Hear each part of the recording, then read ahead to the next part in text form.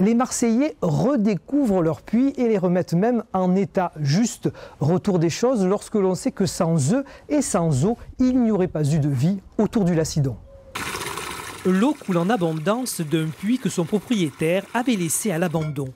Nous sommes dans le 5e arrondissement de Marseille et comme pour la majorité des 200 000 puits cadastrés de la ville, ils sont ignorés de tous. Pourtant, lorsqu'on fait appel aux puisatiers pour les curer, ils peuvent encore rendre service. C'est un petit peu pour le principe de dire j'ai la richesse d'avoir de l'eau de ville, j'ai une source qui fait 200-300 litres heure, paraît-il. Eh bien, on va l'utiliser, quoi. Bon, je peux le remettre en état.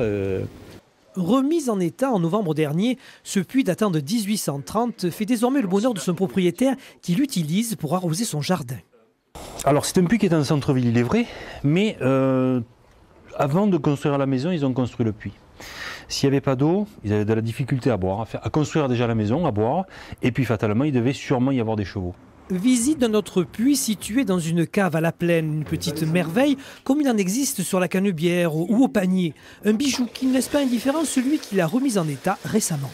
Alors là, je vois un puits qui est ovoïde, c'est-à-dire qu'il doit faire à peu près 2,50 m par 1 mètre, forme ovoïde, parce que vous avez un mur mètre qui est là, et chaque pâté de maison utilisait l'eau. Par des systèmes de petites portes, ils descendaient le seau. Et en fait, ici, bon, ça a été bouché, mais par ici, vous aviez chaque palier qui pouvait utiliser l'eau. Ce puits fonctionne désormais, mais n'est pas utilisé par son propriétaire, contrairement à d'autres de plus en plus nombreux à faire appel aux puisatiers.